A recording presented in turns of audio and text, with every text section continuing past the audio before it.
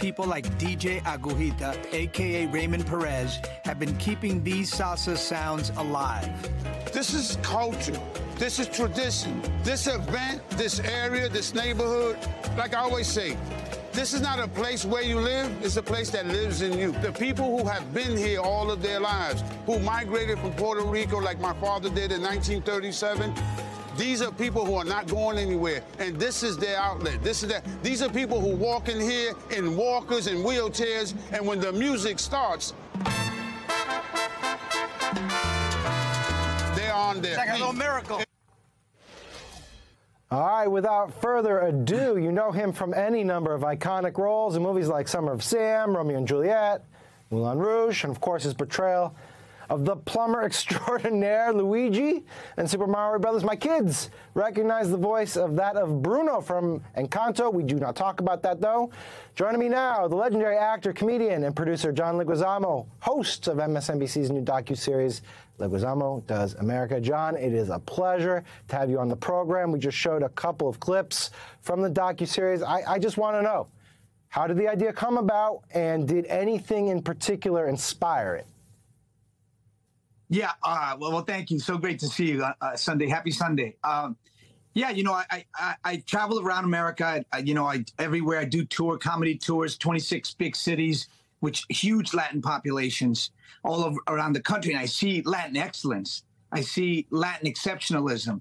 And I wanted to capture it on film. And so I went around to the first big cities, New York, D.C., Miami, Puerto Rico, Chicago, and L.A., and I meet artists, painters, actors, architects, entrepreneurs, chefs, and I sit down with them. I have a few drinks. We laugh. We eat amazing food, and that's every episode is a party. John, in 2018, you were awarded a special Tony Award for your Broadway show, Latin History for Morons, a good title to a show. Talk to me, bringing Latino culture to the masses. It's obviously a passion project for you. Is part of that because you feel like the media, Broadway, film have done a poor job at doing that? Well, it's crazy. We're the largest ethnic group in America, the oldest ethnic group in America. We give $2.8 trillion to the GDP every year. If we were our own country, we'd be the 5th largest economy in the world, bigger than Brazil, Italy, and England.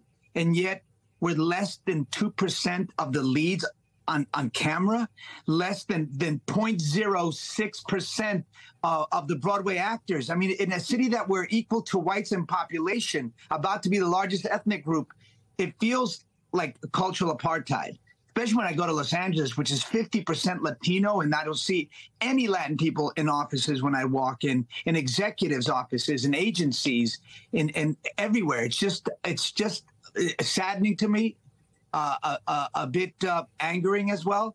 And so I wanted to go around America and show you what you're missing out on. I want people to have Latin envy. Well, you've been in the business for many years now. Has it gotten better, worse? Has it stayed the same? And why do you think there haven't been the breakthroughs that you're talking about right now? Well, those are a lot of issues there. I mean, things have improved a little bit. It used to be like we were less than 1% of the faces in front of the camera. Now it's up to 2%. So that's an improvement. It's a sad improvement because we're almost 20% of the population. So if you look at the metrics, if you have 10 movies, 2 of those should be Latino stories. If you have 10 leads, 2 of those should be Latinos. Right. If you have 10 executives, 2 of those should be Latinos in all corporations, not just Hollywood. So yeah, I mean it's maddening. It's not lack of talent. I mean, Lin-Manuel Miranda, J-Lo, myself are not the only creators in America. I mean, there are millions of us, millions. All right, look, beyond the meaning of avocados, which I'm a little disturbed to discover through your show, what do most Americans, what are they missing? Are you disturbed? Are you slightly. I like moderately disturbed, I think. What are most Americans missing when it comes to Latino culture and the contributions to American life? Like, what's the one thing or 3 things that you think we should know that we don't? Well, I mean, we're the oldest ethnic group. Nobody knows that. I mean, we discovered America. Most of the cities have our names. We're the largest ethnic group that fought in every single war. We're the only ethnic group that's fought in every single war America's ever had, and the most awarded in every war. And I'm talking about 10,000 known Latino patriots in the American Revolution. We're the sons and daughters of the American Revolution. Juan Miralles gave $2 million to George Washington from Cuba, Mexico, and Spain to fight against the British. Nope, we don't. That's not in history textbooks. Right. Critical race theory is what is needed to help bring out this information. Well, let me ask you a little bit about the Latino community writ large. I mean, it's not a monolith, right? Like, sometimes in politics and in media, it is portrayed as monolithic. But the series that you've done does not shy away from sort of the controversial issues that exist within the community. Can you talk about some of the divisions that you see routinely within the community and sort of what you are trying to do, or politicians trying to do, to bring it together? Well, it's not. We don't really have divisions. We have differences. You know, we're not divided. I mean, right. When I travel around the country and do my show in Texas or California or Colorado or Miami, Cubans, Mexicans, Central Americans, South Americans, they all come to the show. They all flock. We unite. We do have differences though, and we're a majority, Christian, and lean a little conservative in our morality, the church going, and there are some homophobia and, anti-abortion groups. But the Republicans have done it better.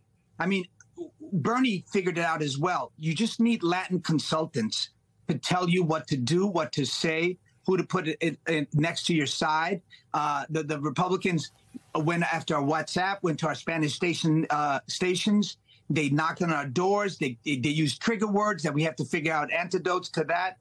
The Democrats need to do the work and put the money and come after us, and you'll be rewarded. All right, quickly, John, I could not let this go without commenting once more on the hat. The Knicks, man, they won last night. I had a little heart palpitation towards the end. They beat the Cavaliers, but you must be preparing yourself for the inevitable heartache that comes with being a Knicks fan. No, or do you think they're going to actually do it? So there's heartache everywhere. But that's what's made me strong. I think that's what makes New York, especially from Queens, the strongest. Yeah. But do you have hope for them this playoffs or no? I do, man. I do. It was a little scary. You're right. It looked like we were about to choke again. But they brought it. Julius Randle. Brunson is a beast, man. But that Mitchell was terrifying. Donovan Mitchell. Every time he threw the ball up, I was like, it's going in. It's going in. All right. Hey, John Leguizamo, thank you so much, man. The show looks fantastic. Really excited to watch it. Really appreciate it. Be sure to check out John's brand new series, Leguizamo Does America. He takes on New York City in the premiere episode, which airs tonight at 10 p.m. Eastern on MSNBC, and it will stream the next day on Peacock.